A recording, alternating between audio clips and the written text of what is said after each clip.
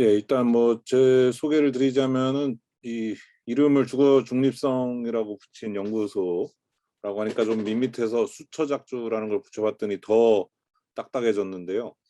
그 불교 용어 중에 수처작주 입처계진이란 말이 있는데 제가 불자는 아니지만 어디서든 어디에 가서든 주인이나 혹은 주인공이 되라라는 뜻이던데 이게 뭐 전세로 살던 월세로 살던 다 주인이 되자라는 뜻으로 쓰면 좋겠다 싶어서 이 주거 중립성의 뜻을 잘 나타내는 그런 단어 같아서 연구소 이름으로 삼았습니다. 그리고 이제 한자에 주인 주자였는데 저는 주거 주자 한 다음에 주자에다 색깔을 한번 바꿔봤습니다. 예. 그 오늘 순서는 이제 뭐 사회주택이 뭐고 유럽 주거 체제가 뭐냐를 간단하게 한번 보고요. 주거 중립성을 구성하는 여러 요소 중에 임대 부분에서 수평적 수직적 형평성, 오늘 이강 두 번째 모임의 큰 제목이죠. 그 수직적 수평성을 구성하려면 주택 공급과 그다음에 주거 보조비와 주택 점수제도, 임대료 규제가 하는 겁니다. 이 세 가지가 필요하고 그 세 가지가 어떻게 맞물려 돌아가는지를 설명드리는 게 오늘의 주요 핵심 내용이고요. 그게 이제 한국에 어떻게 적용될 수 있을지는 다 같이 좀 고민해 봤으면 좋겠습니다. 이 주거 중립성 혹은 점유 중립성이라는 개념은 아직 생소해서 저희 모인 사람들이 이걸 어떻게 좀 같이 공부를 하면서 나눠보자는 뜻으로 이렇게 강좌 연속 강좌가 기획이 됐고, 사실 무슨 해외에서도 그렇고 아직 이게 무슨 일목요연하게 쫙 정리된 아주 논리 정연한 체계는 아직은 없는 상황입니다. 그러기 위해서 이제 네덜란드 사회 배경도 좀 보고, 주로 이제 네덜란드가 이 세 가지가 잘 엮여 돌아가는 나라로 보이기 때문에 몇 가지 배경을 보고 가도록 하겠습니다. 잘 들리시나요? 여기까지? 예. 동그라미 뭐 이렇게 해주신 분들 감사합니다. 예. 채팅창도 제가 열어놓고 예. 예. 예. 예. 예. 제가 아는 분들도 많이 계시네요. 반갑습니다. 뭐 모르는 분들도 물론 반갑습니다. 예. 그리고 뭐 일부러 뭐 강요하는 건 아니지만 확실히 이게 그 청중의 얼굴을 저도 볼 수 있을 때 끄덕끄덕 하시는 모습이나 갸우뚱하시는 모습이나 이런 거를 제가 바로바로 볼 수 있을 때 여기서 좀 더 설명을 해야 되나 말아야 되나 넘어가도 되나 이런 게 되더라고요. 그래서 예, 이거를 어디 줌에서 개발해가지고 강사한테만 보이게 하는 방법도 있으면 훨씬 더 참여율이 높아질 것 같은데 다른 분들한테 보이기 좀 그렇더라도 뭐 예, 뭐 아무튼 뭐 그거는 그냥 부탁드리는 거고요. 자율에. 자, 이제 유럽 상황을 간단하게만 보고 넘어가겠습니다. 이제 사회주택이 많은 나라 순서대로 이렇게 해봤고요. 뭐 네덜란드, 오스트리아, 덴마크가 많고 제가 이제 네덜란드에 그래서 사회주택이 제일 많다고 하길래 가서 공부를 해보자고 가서 공부를 좀 하다 보니 이게 사회주택 말고도 엄청난 것들이 있구나라는 걸 느껴서 이제 오늘 그 내용을 좀 말씀드리게 됐고요. 이런 나라들의 특징이 이제 이 세 개 나라 정도까지는 아직까지 폭동이 큰 폭동이 없었는데 스웨덴만 해도 뭐 요람에서 무덤까지란 말이 있는 유명한 복지국가지만 폭동 같은 게 일어났었거든요. 그 사회 통합이 뒤에 있는 것 같다. 제가 좀 더 오버를 하자면 사회주택이 많아서 폭동이 안 일어났다 이렇게 말하고 싶지만 그거 조금 지나친 것 같고요. 매개 변수로서 사회 통합이 있기 때문에 폭동도 안 일어나고 사회주택도 많지 않았을까 싶습니다. 그 전에 제가 사회주택에 대해서 강연하는 걸 들으신 분들은 오늘 내용의 한 30%는 좀 겹칠 수도 있을 것 같은데 나머지 70%는 새로운 내용이니까 너무 이제 실망을 하지 말아 주시고요. 아무튼 뭐 그 왜 초등학교에서 학생들 발 크기가 클수록 산수를 잘한다 그래서 발이 크면 산수를 잘하냐 뭐 이러면 이제 잘못된 분석이겠죠. 매개 변수로서 나이가 있는 거죠. 연령. 그래서 이런 경우들도 복지국가들도 보면 사회통합이 매개 변수라서 그게 잘 돼 있으니까 폭동도 없고 사회주택도 없는 게 아닐까 뭐 이런 생각이 들고요. 오늘 뭐 제가 드리고 싶은 말씀 중에 중요한 거 세 개를 꼽으라면 그 중에 첫 번째가 이게 되겠는데 자가 점유율은 우리나라랑 별 차이가 없습니다. 이 나라들이 비슷하죠. 우리나라보다 오히려 낮기도 합니다. 이 나라들은 그래서 우리한테 얘기해 주는 말은 이 복지국가는 자가 소유를 한 사람들이 많아서가 아니라 세입자가 살기 좋은 나라가 복지국가다라는 얘기입니다. 그리고 공급 생태계가 다양하게 활동하고 있다. 요거는 5강에서 좀 주로 말씀을 드리도록 하겠습니다. 그리고 우리 다섯 번째 만나는 때요. 사주택이라 이름은 다양하게 어디는 뭐 공적으로 보호되는 주택이라고 하는 데도 있고요. 스페인 같은 경우는 다양한 이름들이 있고 정의도 다양한데요. 그걸 연구한 연구를 보면은 뭐 대체로 목적 소유주체 재정 분담 기준이 비슷하더라. 혹은 뭐 또 다른 사람 분은 이렇게 임대료 책정 방식, 배분 방식, 목적 기준이 비슷하더라 하는데 사실 이것만 보면 우리나라 공공주택하고도 큰 차이가 없습니다. 우리나라도 시장보다 낮게 주택 소유에 부응하여 뭐 사회통합을 목적으로 공급하죠. 사회주택이나 공공주택이나 이렇게만 보면 구별이 안 되는데요. 시장 가격보다 낮게 혹은 시장 가격과는 별도의 기구에 시장과는 별도의 기구에서 가격을 결정한다는데 그게 사실은 같은 말입니다. 시장보다 비싸게 할 거면 굳이 시장과 별도로 할 이유가 없죠. 그냥 시장에 맡기면 되겠죠. 시장보다 낮게는 그 얘기고 소유에 부응하거나 이건 능력이 아니라 필요에 따라 준다 그러면 무슨 사회주의 원칙이 아닌가 하고 놀라시는 분들이 있는데 우리나라나 미국이나 영국이나 다 하고 있습니다. 공공임대주택에 공실이 생겼을 때 누가 더 임대료를 많이 낼래 하고 능력에 따라 주는 게 아니죠. 입주 대기 순위라는 거나 뭐 점수가 있고 뭐 부양 가족이라든가 소득에 따라 이렇게 하게 되죠. 그다음에 조례나 법에서는 각자 그걸 운영하기 편하게 정하기 나름입니다. 우리나라 서울시 같은 경우는 뭐 대상하고 주체를 명시를 했고 우리 국민주택이라는 기준은 주택법에서 보면 국민주택 기금을 쓰고 면적이 얼마 이하여야 된다 뭐 이런 식으로 규정하기도 하죠. 그러니까 그거는 이제 제대로 운영하기 위해서 하기 나름인 거고요. 한국에서 지금 사회주택은 현실적으로는 제3섹터가 공급하고 운영하는 주택이다라고 현실적으로 쓰이고 있고 저렴한 임대료와 안정적 거주 뭐 이렇게 돼 있고 제3섹터가 뭐냐 이것도 나중에 뒤에서 좀 자세히 말씀드리겠습니다. 그리고 또 하나의 특징은 공급하고 운영이 일치한다는 점입니다. 그래서 공급하는 사람 따로 있고 운영하는 사람 따로 있으면 대충 짓고 팔고 떠날 수도 있는데 일반 매입 임대 주택들이 많이 좀 그러죠. 사회주택은 그렇지가 않다. 운영 단계 민원도 다 받아야 되고 하기 때문에 좀 더 뭐 실력이 없으면 할 수 없겠지만 성실 시공을 할 유인이 있고 공실을 해결하려고 하고 솔직히 말해서 그 공기업에 하면 더 잘한다라고 주장하시는 분도 있지만 공기업에 하면은 공실이 나는 거에 신경을 안 쓰고 오히려 더 좋아하기도 하죠. 공실이 나면은 민원을 아무도 민원을 제기할 사람도 없다는 얘기니까 민원을 귀찮은 분들은 오히려 공실이 나는 걸 바라기도 합니다. 공기업은 또 망하지도 않으니까. 근데 이제 이거를 사회적 경제주체가 위탁 운영하면 기를 쓰고 또 공실을 안 내려고 하죠. 그러면 공공 재정을 훨씬 더 효율적으로 쓸 수 있습니다. 그래서 뭐 지금 한국에서 사회주택 뭐 이런 모습들이 있고요. 뭐 고시원 리모델링도 있고 아파트 단지형도 있고 이상한 이게 왜 생기죠? 안 생기게 하려면 어떡하지? 아무튼 예. 뭐 목적 건축 대상을 받은 집도 있고 뭐 다양하게 있습니다. 뭐 오늘의 이제 서론이고 그래서 뭐 토지를 고르고 뭐 건물을 누가 소유하고 입주자 선정을 누가 하고 하느냐에 따라 여러 가지 유형이 1, 2, 3, 4, 5, 6, 7번 있고 지금 이제 주로 3번, 4번 위주의 사회주택들이 있고 2번, 6번을 뭐 제한하는 분들이 있고 7번은 아직 좀 아쉬운 부분들이 있는데요. 그런 것도 이제 5강에서 좀 더 자세히 말씀을 드리도록 하겠습니다.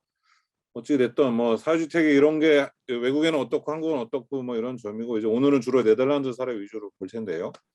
그 전에 이제 유럽 전체를 한번 보시면 사회주택이 많은 나라일수록 이게 계속 이렇게 가려 있어요. 사회주택이 많은 나라일수록 진한데 지금 네덜란드가 제일 많죠. 이제 복지 체계를 사회복지 쪽 공부하신 분들은 이제 복지 레짐이라는 단어를 들어보셨을 텐데 주거 레짐이라는 표현도 있습니다. 그래서 이 유형을 크게 이제 뭐 조합주의, 다원주의, 뭐 삼인주의 뭐 이런 식으로 나누기도 하고 사회복지에서 얘기하는 뭐 3인, 기민, 자유식으로 나누기도 해도 얼추 맞아 떨어집니다. 그리고 지중해 레짐은 한국과 유사하다는 측면이 있답니다. 독립할 때 친지들이 돈을 모아준다든가 뭐 이런 게 좀 한국과 비슷하다고 합니다. 그러니까 이제 이게 그냥 비교 연구가 아니라 이 뭐 세금이 좀 높다 낮다, 임대주택이 좀 많다 적다가 아니라 이게 주택이 어떤 의미를 그 사회에서 가지느냐에 따라 분류한 거라고 보시면 되겠고요. 다양한 형태로 역할 분담을 하고 있습니다. 네덜란드는 한국으로 치면 사회적 기업 같은 주체 중심으로만 가고 오스트리아는 사회적 기업뿐만 아니라 협동조합도 있고 또 공기업도 있습니다. 세 가지가 다 있는 게 되겠습니다. 덴마크는 사회적 기업하고 협동조합하고 뭐 그 나라 용어로 조금 뭐 유한이익 회사 이렇게 있는데 그게 좀 섞여 있다고 보시면 되고 스웨덴은 좀 협동조합 중심이고 그래서 가지는 장단점들이 또 뒤에서 말씀드릴 것입니다. 또 하나는 유럽의 정치 지형인데요. 그러니까 거기는 좀 이렇게 연립정부, 연정 이런 거 자주 수립하고 다당제죠. 그래서 정치 색깔도 좀 그 세 가지로 봐야 되는, 우리나라는 좌파 우파 뭐 이런 거 익숙한데 얘네는 삼각형으로 봐야 되는 측면이 있습니다. 자, 주택 정책에도 이런 영향을 미치는데요. 자유당 계열은 한국으로 치면 어디라고는 말씀 안 드리겠고 괜히 오해를 살 수 있어서, 자유당 계열은 이제 작은 정부를 주장하면서 오히려 시장의 효율을 주장하면서 사회주택을 다 자꾸 이제 자가 소유화해서 민영화해야 된다고 주장합니다. 근데 이제 온건 우파 혹은 기민당 계열은, 한국에 이런 데가 있는지 잘 모르겠는데 아무튼 여기서는 우파인데 사회주택을 많이 짓자고 합니다. 공동체 그 정도는 책임져야지. 그리고 3인당 계열은 온건 좌파인데 여기도 사회주택 많이 짓자고 합니다. 그러니까 주택에 있어서는, 이 사회주택에 있어서는 이 두 개가 이제 비슷한 얘기를 하기도 합니다. 근데 이제 예를 들어 동성결혼 문제나 뭐 임신 중단 문제나 이런 경우에서는 이렇게가 한편이 되고 여기서 이제 반대를 한다거나, 또 혹은 이주 노동자 후에 뭐 어쩌고 하면 선이 이렇게 나눠지기도 하고, 그래서 그때그때 이제 합종 연행이라고 하면 좀 그렇고, 이 타협과 협상과 절충 이런 걸 통해서 정치적인 게 굴러가는 나라들이라서 우리나라식으로 좌파인데 우파인데 혹은 진보인데 보수인데 하고 보면 이해가 안 가는 일들이 많습니다. 이걸 이제 배경으로 살짝 말씀드리고요.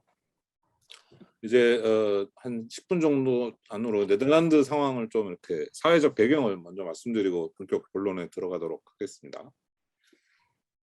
이 사진 보시면은 이 배가 이제 고속도로 위로 지나가는 모습입니다. 네덜란드 아주 독특한 장면이죠. 네덜란드를 정치학에서는 이제 기둥사회라고들 얘기를 하는데요. 필라라이제이션, 뭐 네덜란드 뭐 플래시아웃링 뭐 이렇게 돼 있는데, 크게는 두 개, 세속주의하고 그 다음에 종교, 조금 더 나가면 네 개의 기둥으로 공동체가 수직 계열화돼 있다 그러고, 요거 말고도 또 좀 있습니다. 유태교도 있고 뭐도 있고. 그래서 각 기둥 사이의 협의와 조정을 통해서 사회를 구성하고, 보시면은 이제 이 자유, 그다음에 사회주의, 가톨릭, 개신교, 별로 정당도 다르고 자유민주당, 노동당, 카톨릭당, 개신교는 당이 많습니다. 그다음에 언론도 다르고 텔레비전 방송도 다르고 학교도 다르고 뭐 이랬답니다. 지금은 많이 이게 약해졌고요. 그런 좀 사회적 배경이 있고, 우리나라에도 이제 합의주의와 폴더 모델이라고 뭐 유명하게 알려져 있는데, 얘네들은 이제 첨예한 갈등이 없고 서로 합의를 잘 하더라. 그리고 수기 민주주의라고도 알려져 있고, 스키폴 공항 확장할 때나 고속철도 깔 때, 로테르담 신항만 깔 때 등등의 합의를 잘 하더라. 그래서 옛날에 제가 이제 네덜란드에서 공부할 때 제주도청에서 시민과 전문가와 뭐 많은 분들이 오셨어요. 한참 강정 문제로 이제 갈등이 심했을 때요. 그때 이제 여기 네덜란드 국토부, 걔네 인프라 환경부라고 부르는데, 거기에 방문해가지고 이 갈등이 없는 비결이 뭐냐 이런 걸 이제 물어보려고 온 거예요. 그러니까 그래서 뭐 발표 듣고 뭐 거기서 어떻게 회의를 운영해서 갈등을 중재하는지 이런 걸 듣고 났는데, 뭔가 비결이 아직 명확하지가 않은 거죠. 그래서 끝나고 어떤 교수님이 이제 네덜란드 공무원한테 질문하는 거 이제 제가 통역을 했는데, 그 갈등을 해소하는 비결이 뭐냐 그랬더니 네덜란드 공무원분이 너무 당황하시면서, 아니 뭐 비결이 있나요? 합의가 될 때까지 결정 안 하는 거죠. 그래 저도 이제 통역을 해야 되는데 한숨이 이렇게 훅 나와가지고, 그리고 한국 분들도 이제 대부분 다 이렇게 대충 알아듣으신 분들 다 이렇게 뻥 하고 이렇게 그랬던 기억이 있습니다.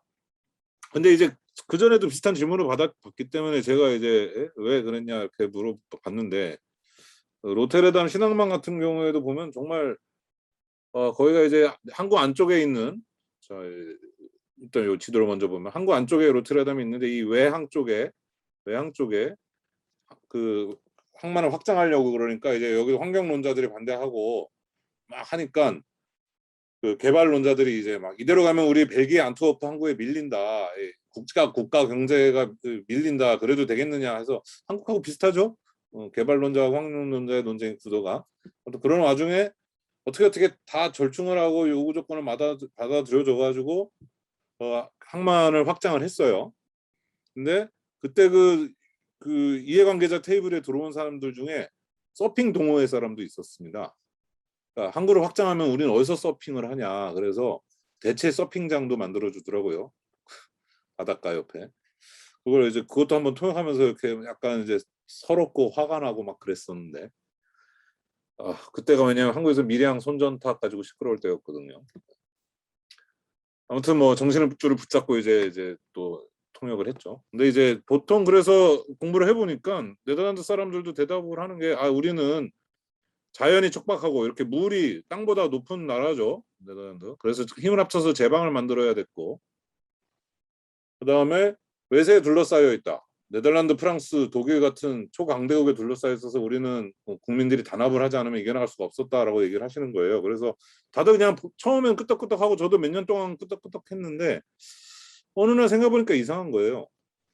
우리나라는 4대 강국이 미영국, 프랑스, 독일 정도는 상대도 안 되는 러시아, 중국, 일본, 미국에 둘러싸여 있고 자연 환경도 척박하기로 치면은 뭐 결코 뒤지지 않고 뭐 물보다 무서운 뭐 북한의 뭐 장사정포의 위협 뭐 예를 들면 그런 거에 있는데 우리는 그게 합의하고 절충하는데 그 배경이 된 게 아니라 찍소리 하지 말고 따라와 하는 거에 배경이 됐잖아요. 그래서 계속 고민했습니다. 도대체 왜 우리는 이게 안 되는 걸까? 그래서 얘네가 비례대표제가 전국 단위 개방명부고 막 다당제고 그래서 합의를 잘하나? 처음엔 또 그런가 보다 했는데 저 더 생각해 보니까 이거는 원인이 아니라 결과인 것도 같은 거예요. 한 150년 전에 도입된 입헌군주제 때문에 그랬나? 아니면 원래 합의를 잘하는 민족이라서 이런 거를 정치 체제로 선택을 했나? 그 뒤에 나온 게 이게 공보물인데요, 사진이. 그리고 비례 명부 순위가 이렇게 정해져 있습니다. 이 중에서 마음에 드는 사람이 투표소 가면 투표 용지도 비슷하게 생겼습니다. 마음에 드는 사람이 찍으면 그 사람의 순위가 올라갈 수도 있어요. 그러니까 비례 명부가 개방형입니다.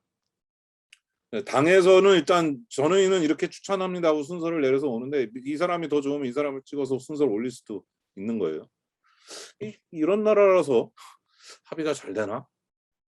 저는 근데 확실히 이런 나라라서 세입자의 권리가 더 잘 보장되는 거는 같습니다. 40%의 세입자가 소선거구제 1등만 뽑는 한국의 국회의원 선거 지역구에서는 대표되기가 참 어렵죠. 이사도 자주 다니고. 근데 이런 데서 잘 되나 해서 그런 일단 가정이 있는데 이제 제 고민의 결과는 이겁니다. 이분의 책을 읽어보고 또 그 비슷한 고민을 하다가 틀리면 떠난다. 그래야 양보를 한다. 그래야 합의와 절충이 된다라는 결론에 이르렀습니다. 합의하고 절충은 뭔가 강자가 양보할 때 일어나는 거잖아요. 근데 강자가 양보를 하려면 약자의 무기는 뭔가 나 싫으면 안 해 하고 떠나야 되는 거죠. 근데 우리나라는 삼면이 바다에 휴전선으로 가로막혀서 언어도 남의 나라 언어 배우기가 힘들어서 갈 수가 없어요. 근데 얘네가 정말 이렇게 여기저기 많이 떠나기도 했고요. 옛날 그 중세는 그 위 라이덴이라는 도시로 빠지던 라인강이 지금은 로테르담으로 남쪽으로 빠지는데 이렇게 이 강의 하구의 유역 변화가 심하니까 우리 뭐 다 옛날 역사 시간에 배웠는데 농업보다는 상업이 발전했잖아요. 그러니까 땅에 매여 있는 사람이 적은 거죠. 농사를 짓는 게 적으면. 그러면 이 영주의 권력이 적겠죠. 상인들은 물론 상인들도 쉽지 않지만 틀리면 짐 싸들고 떠날 수가 있죠. 뭐 미천 들고 가서 물론 쉽진 않지만 농민보다는 쉽잖아요. 그러니까 영주들이 양보를 해야 얘네를 붙잡아 놓는 거죠. 한국에서는 이런 걸 어떻게 구현할 수 있을까 참 잘 모르겠더라고요. 이제 이런 고민을 하면서 네덜란드가 절충을 잘하는 게 꼭 민족성이라던가 뭐 투표 제도도 있지만 뭐 뭔가 이런 지형의 이유도 있는 것 같고 여러 가지가 섞인 것 같다는 생각을 했습니다. 또 하나 그래서 그런지 이제 우리 과학기술의 시민운동 쪽 하시는 분들은 과학상정 운동이라고 이제 익숙하실 텐데요. 저는 사이언스 샵이 워크샵 뭐 이런 거에 할 때 샵의 느낌인데 상점이라고 번역하는 거 말고 더 마땅한 단어가 없는 것 같긴 합니다. 그런 주민 참여의 전통도 그래서 네덜란드 강하고 근데 주민 참여를 하려면 시간이 많아야 가능하잖아요. 내가 맨날 밤 12시에 퇴근하면은 어떻게 주민 참여를 하겠습니까? 얘네가 이제 요거는 도시재생 쪽에서나 주택 쪽에서 이제 뭐 주민 참여로 집을 블럭을 만드는 사례, 뭐 주민 참여로 요 노란 요 횡단보도를 이렇게 횡단보도가 아니라 뭐죠? 이 육교를 만들어서 참여한 주민들 이름 쓰고 그래서 이 철로 때문에 단절됐던 이쪽에 연결성이 좋아지고 여기 아주 멋진 카페도 있습니다. 가봤더니 아주 좋더라고요. 추천드립니다. 혹시 가실 일이 생기면.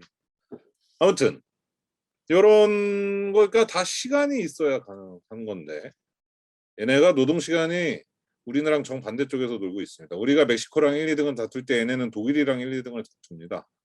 지금 주 32시간 하자고 얘네가 요구하는 것 같던데요. 주 34시간인가? 아무튼 지금 제가 있을 때도 주 그 주 4.5일 근무제가 많아가지고 반나절 쉬는 사람이 많은데요. 주로 언제 쉴 것 같으세요? 잠깐 분위기. 뭐 수요일 오후, 금요일 오후, 혹시 뭐 채팅창에 쓰셔도 좋고요. 언제 쓰실? 그렇죠. 월요일 오전. 월요일 오전 제일 많이 쉰답니다. 어, 그리고 뭐 아무튼 그 시간제 정규직의 개념이 강해서 FT 이 기관 방문해가지고 우리 한국 사람들이 여기 몇 명 일합니까? 그럼 얘네는 되게 헷갈려해요.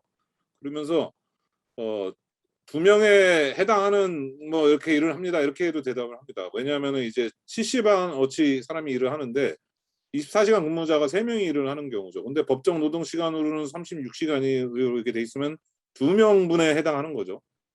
무슨 말씀인지 아시겠죠? 그래서 시간제 정규직, 그러니까 노조라든가 보험이라든가 이런 거 다 정규직하고 똑같은데 시간을 탄력적으로 자기가 얘기할 수 있어요. 근데 한국에서 오신 분들은 이제 기업가 병총 쪽도 그렇고 노조 쪽도 그렇고 다 싫어하시더라고요. 기업가 쪽에서는 이렇게 되면은 3명을 관리해야 되니까 관리 비용이 더 들어간다. 2명 쓸 때보다 하고 싫어하시고, 노조 쪽에서는 말로는 24시간 일하게 해놓고 3명 뽑아놓고 결국은 다 36시간씩 일시키는 거 아닐 거냐. 우리 서로 불신이 이렇게 커요.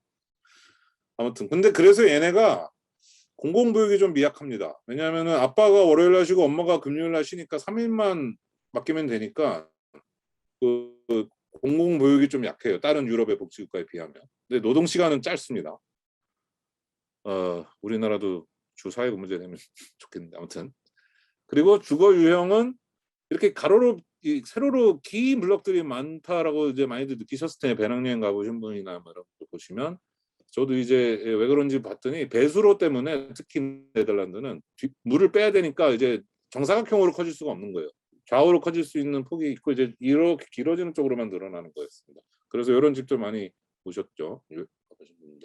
그리고 개별 정원을 워낙 선호해서, 여기가 해가 귀한 나라고 인구 밀도가 한국이랑 비슷하긴 한데 얘는 산이 없지 않습니까? 그러니까 암스테르담의 인구 밀도는 서울의 3분의 1 정도인데 유럽에서 제일 인구 밀도 높다고 난리인데도 그래요. 그러면은 또 균형 발전이 잘 돼 있어서 암스테르담이 80만 명, 로테르담이 뭐 60만 명, 헤이그가 50만 명 이런 식으로 흩어져 있기 때문에 그거를 이제 도시계획에서는 종주 도시화율이 이제 낮다라고 하죠. 그래가지고 이제 다 흩어져 살면서 이렇게 세로 썰기라고 하는 저는 표현하는데 1, 2, 3층을 한 집이 쓰고 뒤로 마당을 가지는 거예요. 그래서 우리 같으면 101호, 102호, 201호, 202호, 301호, 302호 이렇게 해서 6명이 살 집을 걔네는 이렇게 세로로 썰어서 6명이 살면서 다 좁게나마 뒤로 마당을 가집니다. 그런 게 좀 주거 문화예요. 그래서 계단으로 쓰이는 공간이 많은 건 조금 뭐 비효율적일 수 있는데 이런 문화입니다. 그래서 얘네는 뭐 아직도 강남에 안 사냐, 아직도 아파트에 안 사냐 이런 게 아니라 얘네 중산층이 굳이 남을 차별한다, 약간 과시를 한다면 아직도 정원 있는 집에 안 사냐? 아유 너 좀 아직 좀 형편이 좀 아직 어렵구나. 뭐 약간 이런다고 합니다. 참고로 요건 제가 살았던 집인데요. 제가 기숙사 같은 데서 살다가 한번 네덜란드 아니면 언제 마당인 데서 살아보겠냐 그래서 집을 밖에서 구하러 나왔을 때 이런 집을 구했는데요. 어, 한국 돈으로 이제 한 월세 한 8, 90만 원? 이 환율에 따라 왔다 갔다 하는데, 근데 보증금은 2달치 월세였습니다. 그 보증금 한 150만 원 수준에 이제 내고 사는 거죠. 그리고 주거보조비를 저도 200유로 넘게 받았으니까 한 25만 원 받으면 주거보조비 받고 나면 한 60만 원 안팎으로 낼만 하잖아요. 물론 제 원래 예산보다는 한 20만 원 비쌌어요. 근데 한참 고민했습니다. 내가 여기서 한 3년 4년 살면은 20만 원 다 합치면은 얼마지? 1,000만 원? 내 평생에 1,000만 원을 들여서 어떻게 한번 통역 아르바이트 한 번 하면은 30만 원 받으니까 그럼 한 달에 한 번만 통역 아르바이트 한 번 더 하자 하고 이렇게 여기로 들어갔어요. 그러고 나서 여름 지나고 후회했습니다. 그리고 나중에 한국에 와서 돈을 많이 벌어도 마당 있는 집은 사면은 안 되겠구나, 혹은 사더라도 다 드라이 가든으로 보도블럭을 깔아야겠구나 생각을 했습니다. 풀이 자라나는 게 이게 장난이 아니더라고요. 그래서 마당이 넓은 집을 살려면은 정원사를 고용할 돈도 있거나 아니면 시간이 정말 많거나 해야지, 이게 돈만 있다고 덤빌 수 있는 게 아니고. 얼마 전에 단독주택을 누가 샀다라고 뉴스에 나오고 그랬던데, 아무튼 단독주택 사시는 분들 존경합니다. 그분들은 진짜 시간 혹은 돈이 더 있어야 이게 유지가 되는 주거 형태인 것 같습니다. 그래서 얘네는 조경 잡지가 우리나라 어디 서점에 가면은 잡지들이 막 있어도 조경 잡지가 많지는 않은데 얘네는 조경 잡지나 가구를 직접 이렇게 하는 잡지들도 많아요. 여기는 자가나 임대도 워낙 임대도 쉘만 판다고 하는 게 있고 퍼니시드가 있고 뭐 이런데 퍼니시드는 가구까지 다 해서 임대를 그러니까 하는 거니까 자주 이사 다니는 1인 가구나 뭐 유학생이나 뭐 주재원들이 들어가고 가족들은 임대주택에 살아도 그냥 뼈대만 있는데 들어가서 벽지랑 뭐 바닥재랑 다 자기가 깝니다. 왜냐면 하도 오래 사니까. 계약갱신 얘네는 집주인한테 계약 거부권이 있어요. 계약 해지권이 있고. 그러니까 기본적으로 무기계약이기 때문에. 세입자가 마약을 재배하거나 뭐 불장난을 매일하거나 하지 않으면은 그냥 무기계약입니다. 물론 이제 기숙사 주택 같은 경우는 이제 졸업하면 나가야 되거나 뭐 졸업하면 1년 이내 나가야 돼. 좀 주택 유형마다 조금씩 다른데 뭐 한 반 정도는 무기계약이라고 보시면 되는데 그러니까 세입자로 살아도 뼈대만 있는 집에 들어가서 바닥 깔고 뭐 하고 하는 게 더 싼 거예요. 그게 다 돼 있는 집이 오히려 그걸 감안해서 비싸게 받고 1년 있는 2년 있는 유학생들은 내가 이걸 까는 것보다는 그냥 다 된 데 들어가는 게 차라리 싸겠네 하고 저울질을 하는데 그래서 그런 뭐 자가 소유를 하게 되면은 얘네들은 3층짜리 이런 집 하나 산 다음에 그 올 여름 보너스 받으면은 이제 그 3층에 손님 방에 멋있는 세면대를 달아볼까? 계단을 무슨 손잡이를 내가 좋아하는 디자인으로 해볼까 하면서 집을 하나씩 고치면서 계속 사는 뭐 그런 게 취미고 얘네는 사회주택 거주 기간도 13년인가 그런데 우리나라 자가들의 평균 거주 기간보다 더 깁니다. 우리나라 자가는 또 집값 떨어질까 봐 또 뭐가 하자가 있어서 쉬쉬하거나 뭐 그런 경우도 많은데 여기는 사회주택에 살아도 마음껏 못 받고 싶은데 받고 벽지도 내가 원하는 벽지로 다 바르고 누가 진짜 자기 집에 사는 걸까요? 얘네 사회주택하고 우리나라 자가 거주하고 뭐 이런 생각도 들었는데 자 설이 좀 길었는데 아이고 제가 원래 25분까지 이 얘기를 하려고 그랬는데 한 6분 늦어지고 있습니다. 빨리 진행하겠습니다. 이거는 뭐 사실 제가 5강에서 오늘 다 못하는 얘기는 5회차 때 드릴 기회가 또 있기 때문에 약간 요새 뭐 코로나 때문에 여행도 못 가시고 그런데 이제 뭐 답사가는 겸사해서 좀 네덜란드 한번 가신다 생각하시고 좀 편하게 들으셔도 좋겠고요. 이것도 제가 직접 찍은 건데 학교 안에 있는 기숙사입니다. 이제 스페이스박스라고 하는 거고 이거 하나가 다 원룸인데 예. 이제 손님이란다. 새 학기를 맞이해서 이제 주인을 기다리고 있는 정비된 모습인데요. 이거를 그냥 학교 안에다가 이 수도 전기만 깔면은 이거를 그냥 학생 수에 따라서 늘렸다 줄였다 하기가 쉬워가지고 우리나라도 이런 거 하면 좋을 것 같다는 생각이 들고 이건 암스테르담 지도인데요. 이 암스테르담 사회주택 협회 연맹에 들어가면 홈페이지에 여기를 다 클릭하면 특정 주택 협회 그러니까 얘네는 주택 협회가 한국으로 치면은 하나하나가 기업입니다. 그리고 얘네가 다 모여 있는 게 따로 있고 아무튼 그 공급자별로 이렇게 클릭해서 볼 수 있는데 이제 이걸 다 켜놓고 보니까 이렇게 골고루 섞여 있는 모습을 볼 수 있습니다. 서로 선의의 경쟁도 해가면서 누가 더 좋은 집을 싸게 공급하나 경쟁을 하고 있는 모습입니다. 물론 역사 도심 안쪽에는 좀 적고요. 외곽으로 나가면 아파트 단지가 있어가지고 좀 뭐 한 회사가 몰려 있는 경우도 있고 그러네요. 여기가 이제 도시재생으로 유명한 이스트 도크 쪽 지방이고 여기 이제 약간 육각형으로 된 이쪽은 제 얼굴 때문에 가려서 안 보이네요. 아무튼 여기는 이제 축소 재개발한 데라서 나중에 우리나라 재개발 재건축에서 축소 재개발하게 될 일 있으면 한번 참고할 만한 곳이고 자 이제 아까 말씀드린 대로 주택협회는 하우징 어소시에이션을 번역을 하다 보니까 그렇게 된 건데요. 네덜란드말로는 무어닝이 이제 주거고 코퍼라티라서 이제 회사라는 느낌도 강하죠. 코퍼레이션. 그러니까 주택 결사로 번역하기도 하고 하는 건데 주택 조합 뭐 이렇게 할 수도 있는데 어찌됐든 한국어로 주택 협회를 쭉 번역돼서 쓰고 있는데 하나하나가 회사라고 보시는 혹은 재단이라고 보시는 게 가깝고 한국의 협회는 왜 이렇게 회원사들이 있는 협회는 얘네는 ADS라는 곳인데 지금은 좀 통폐합이 돼가지고 한 250개로 줄었답니다. 250개 정도 협회들의 전국 연합회고 240만 원 정도 관리하고요. 그 다음에 권역별로 뭐 헤이구 권역, 암스테르담 권역 해서 권역별로 이런 연맹이 있습니다. 그래서 연맹들 채가 우리나라 서울이 SH공사가 19만 원 관리하니까 비슷하네요. 근데 얘네는 암스테르담은 도시가 80만 명이니까 40 10% 정도가 되겠고요. 그 9개 협회들이 이렇게 다양하게 있는데 제가 얼마 전에 한겨레 칼럼에 기고에 썼는데 뭐 로시데일에는 역사가 길고 뭐 하비오는 고령자 주택으로 유명하고 두교는 아까 그 학생 기숙사 그런 쪽으로 전문화돼 있고 다 자기 전문 분야가 다릅니다. 뭐 그리고 좌파하고 우파가 통폐합된 경우도 있습니다. 이런 경우랑 이런 경우는 뭐 그런 경우는 이제 옛날 카톨릭 계열하고 그다음에 노동운동 하던 계열이 따로 협회를 만들었다가 지금은 통폐합이 된 건데 그래서 이제 이사회 하면은 이제 누구는 자꾸 연대 이런 단어를 많이 쓰고 누구는 박애 이런 말을 많이 쓰면 아, 저 사람 어디 출신이구나 뭐 이렇게 짐작을 한다고 합니다. 그래서 뭐 사회주택은 실제 규정보다도 오히려 72% 정도 수준으로 책정한다는 게 얘네들 자랑거리인데요. 뭐 이유는 그때그때 이제 너무 그 규정에 근사하게 받고 있으면은 그때그때 탄력성 있게 인상하기가 좀 어려워서 그런 것도 있고 얘네 정관이나 규정 자체가 최대한 이윤을 덜 남기고 싼 집을 공급한다라고 돼 있기 때문에 가능한 일이 되겠습니다. 그래서 이렇게 다양한 화면이 넘어가는 게 좀 시차가 있군요.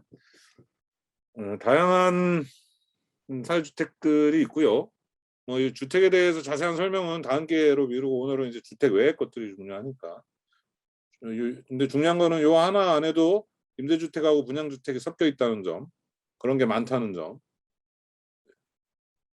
아까 그 기숙사인데요.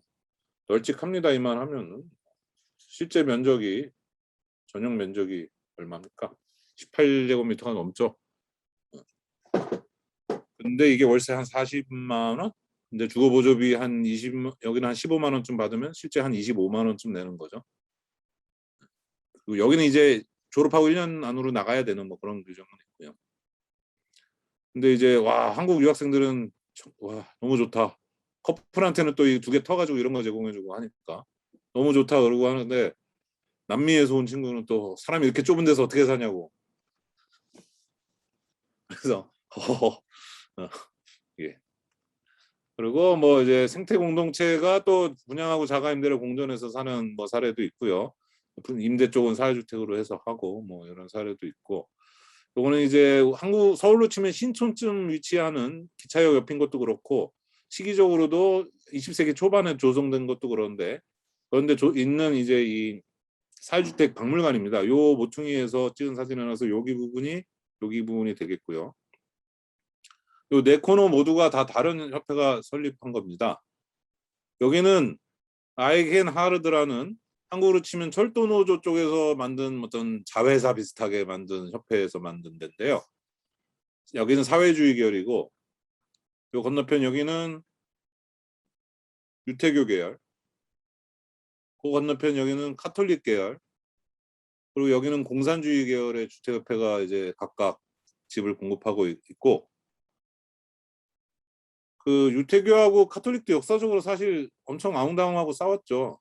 그리고 뭐 우리가 볼 땐 다 좌파일지 몰라도 뭐 사회주의하고 공산주의도 엄청 서로 싸웠는데 얘네는 1920년대 이렇게 사이좋게 건물을 지어서 살고 있다는 게 참 서럽기도 하고 위화감도 들고 우리 열심히 3.1운동 직후에 뭐 하고 있을 텐데 참 조상을 잘 만났구나 얘네들은 뭐 그런 생각도 들고 그랬습니다. 네, 그랬고요. 여기서 이제 중요한 거는 여기 우체국인데요. 당시에는 생각해 보시면 집집마다 전기나 전화가 있을 때가 아니잖아요.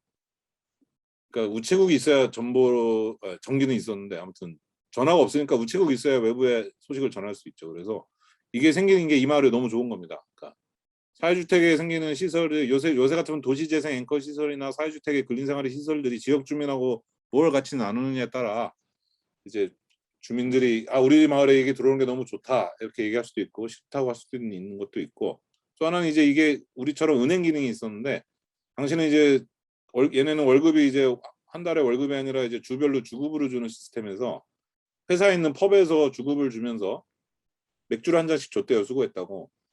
근데 그러면 이제 맥주 한 잔이 또 2잔 되고 날도 구질구질하고 하니까 이제 월급을 다 털어먹고 술 먹고 가는 거죠. 그래가지고 커다란 사회 문제가 되고 알코올 중독도 많고 그래가지고 이걸 만든 이 협회에서 노동자들이요 우리 돈도 좀 모으자 술 좀 그만 먹고 해서 저축도 하고 그런 의식개혁 운동도 한 거예요. 그런 이제 그런 것들이 또 사회주택이나 이런 거에 힘인 것 같은데 오늘은 사회주택이 중요한 주제는 아니니 이 사회주택의 역사도 살짝 넘어가고요. 뭐 어떻게 규정돼 있는지도 살짝 넘어가고요.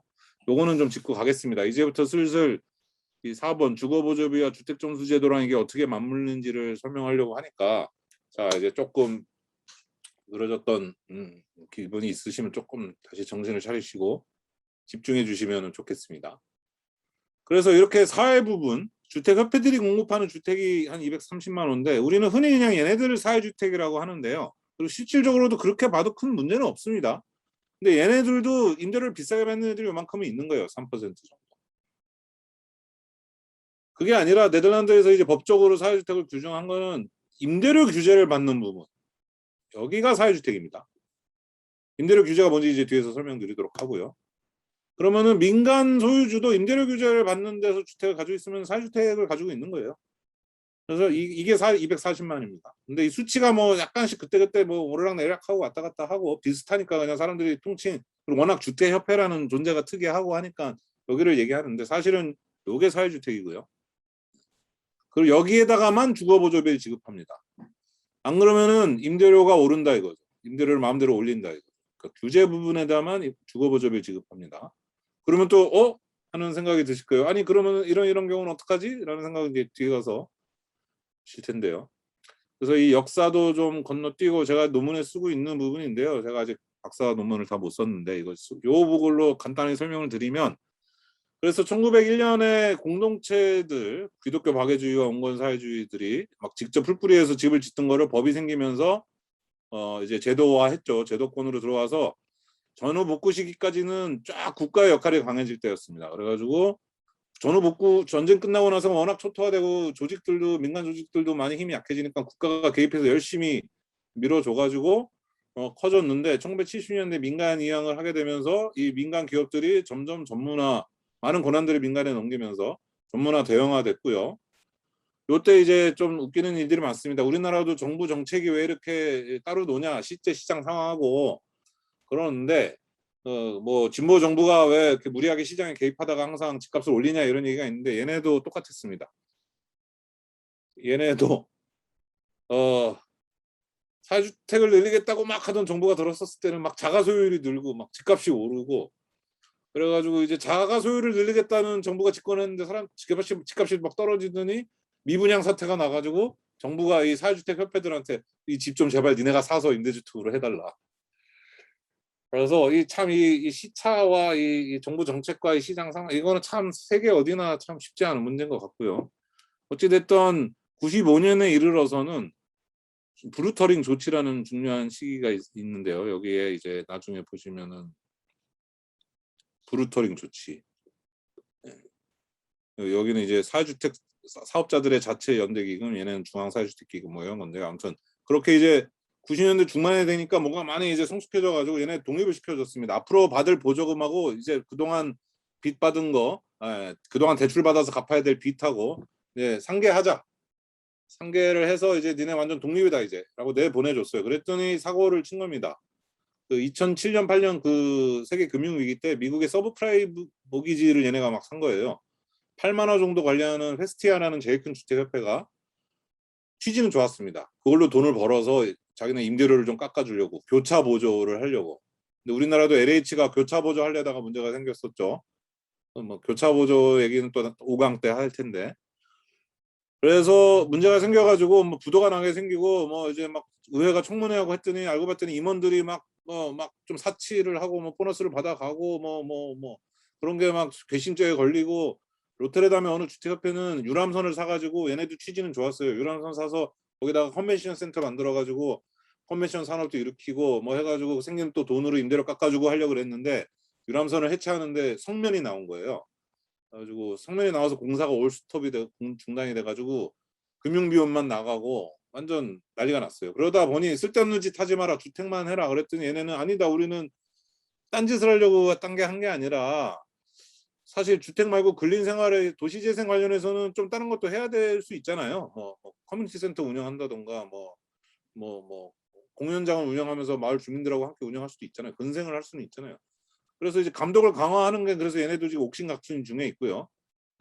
그래서 2015년 이후는 지금 약간 이쪽으로 갈지 이쪽으로 갈지 모르겠는데 또 하나 중요한 거는 풀뿌리를 강화하려고 하는데요. 얘네가 처음 생길 때는 협동조합 방식에 대해서는 지원을 안 해주겠다 그랬습니다. 그거는 혜택이 조합원한테만 가지 않겠냐라는 건데 물론 조합 가입의 자격을 열면 되는 문제인데 그걸 그렇게 했어요.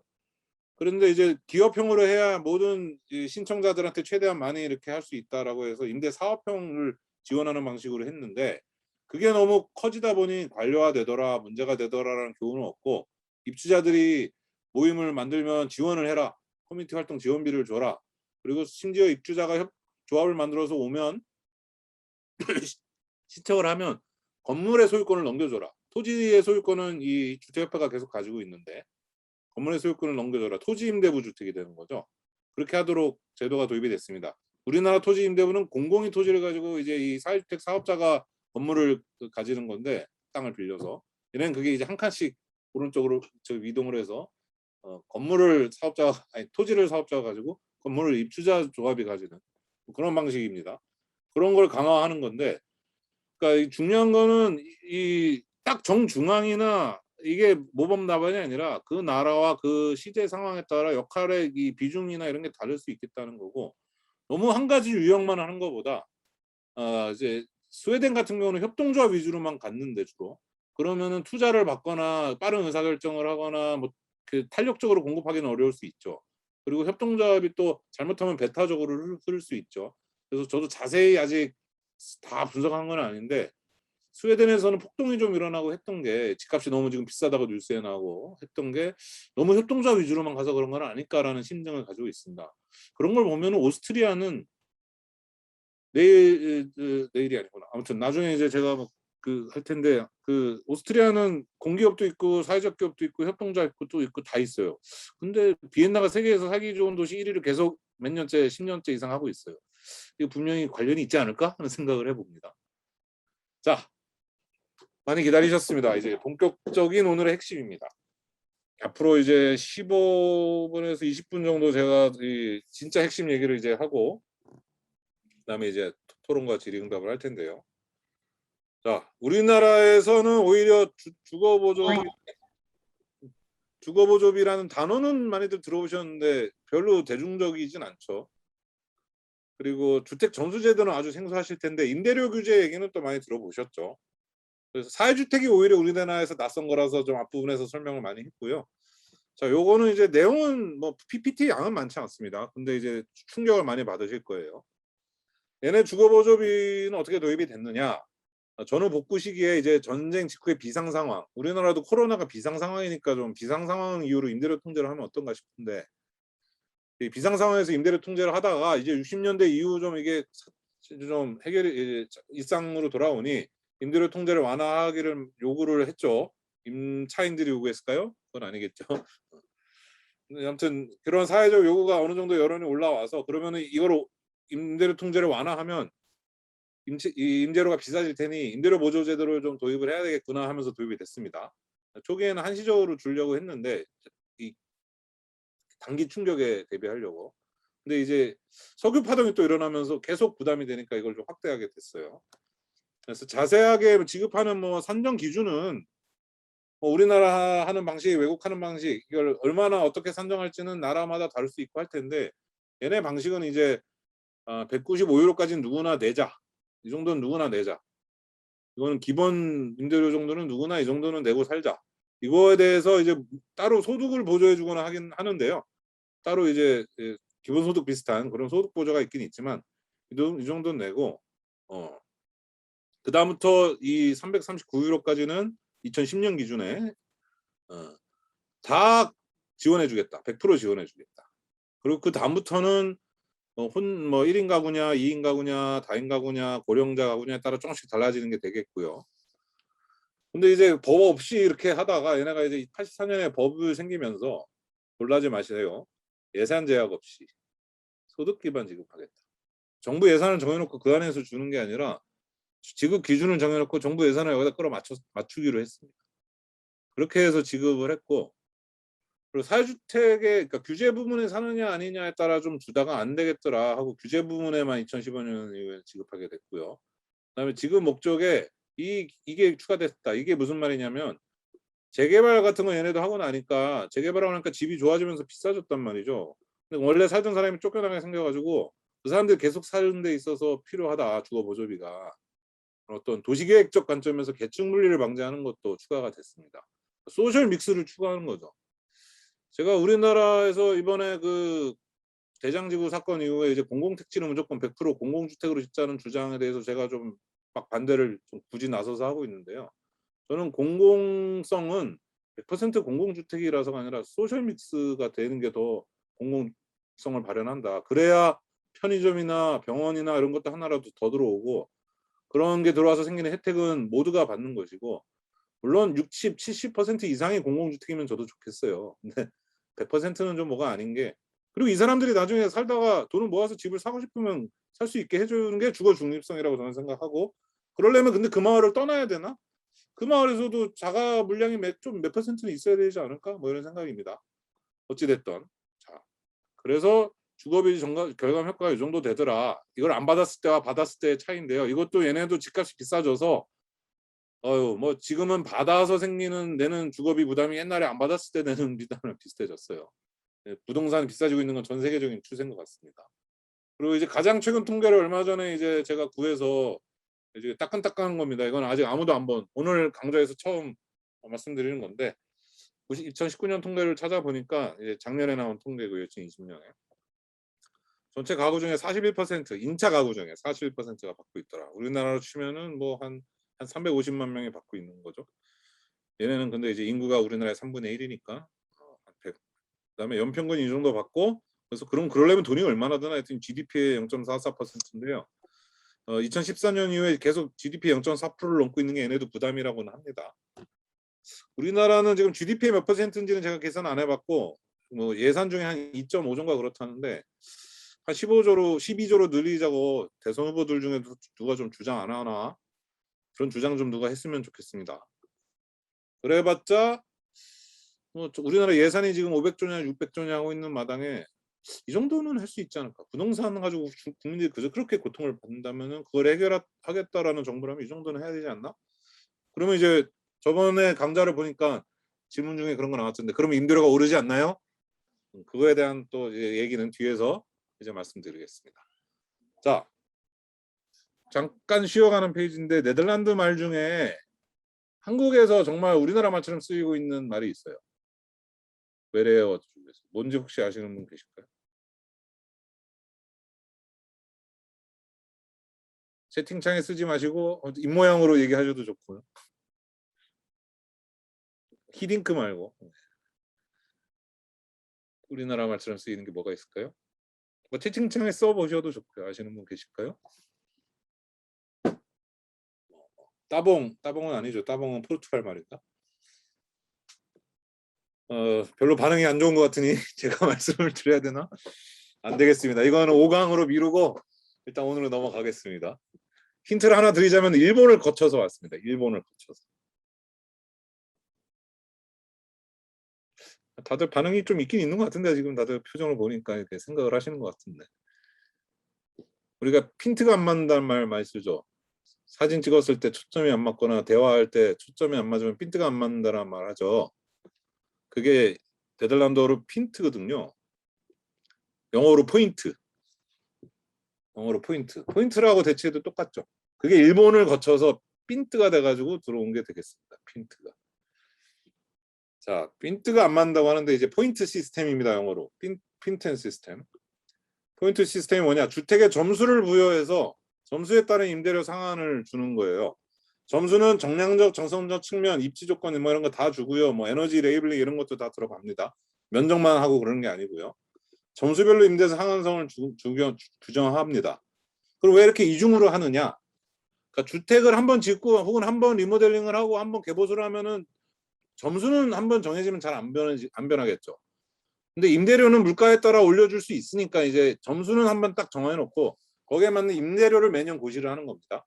그래서 보시면은 40점부터 이렇게 249점, 50점, 250점까지 규정이 돼 있고 그래서 각 점수마다 상한선을 규정해 놨습니다. 40점짜리 집은 194유로 이상을 못 받는다. 이게 이제 몇 년 기준입니까? 2019년 기준이고. 그런 식으로 가고 규제 부분은 한 이쯤에서 항상 정해집니다. 141점과 2점 사이에서 정해지는데 그러면은 아마 최저 주거 기준을 만족시키면 40점이 나오나 보죠. 그 이하는 없는 걸 보면. 어찌됐든 요 안에가 규제 부분이고 이 안에서는 이게 의무 사항입니다. 그리고 사회주택 사업자든 개인이든 누구든 간에 무조건 의무 사항입니다. 이걸 어기면 불법입니다. 그리고 이 141점 이상 부분에서부터는 여기는 그냥 협상할 때 참고해라. 그런데 이 정도 이상 비싼 집에 사는 사람들은 임차인도 충분히 경제력이 되는 사람이고 사인과 사인 간의 협상에 맡겨도 그렇게 불리하지 않을 거라고 보기 때문에 이건 그냥 가이드라인이다 라고 맡깁니다. 그래서 요 이하를 규제를 하는 거고 이상은 규제를 안 하는 게 되겠습니다. 그래서 아까 이 규제 부문 규제 부문과 비규제 부문에 갈리는 거는 이 점수가 얼마냐에 따라 갈리는 거고 여기에 해당하는 집들이 240만 호라는 거죠. 여기에 해당하는. 그리고 거기에다가만 주거비를 주고 이 집의 점수는 이 정부 홈페이지 임대료위원회인데요. 우허가 임대료 커미시 임대료위원회에 들어가 보면은 여기 가보면 자기가 우리 집의 면적 뭐를 입력을 하면은 우리 집이 점수가 몇 점인지가 다 계산돼서 나오게 돼 있습니다.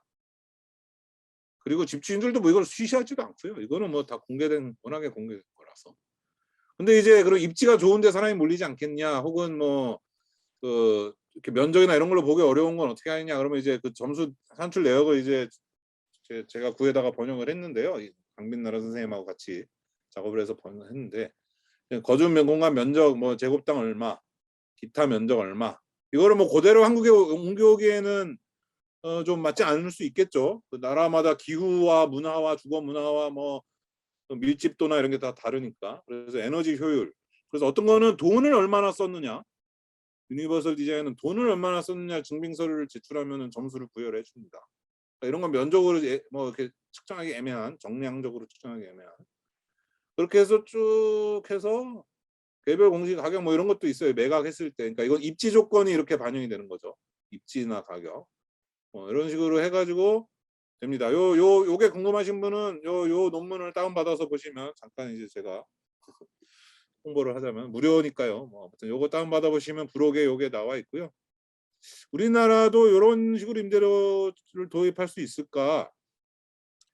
저는 이걸 이제 품질 연동형 임대료라고 보는데 지금 한국의 사회주택이나 많은 행복주택 같은 경우는 시세 연동형이죠. 시세를 감정평가사가 감정평가를 하고 나면 거기에 곱하기 80%를 하니까 시세 연동형이고 이 영구임대주택 같으면 원가 연동형이라고 볼 수 있는데 근데 원가 연동형이면은 이제 비용 연동형이 좀 되면서 품질하고 아무래도 비례할 확률이 크지만 입지 조건이나 이런 건 또 반영하기가 힘들 수 있죠.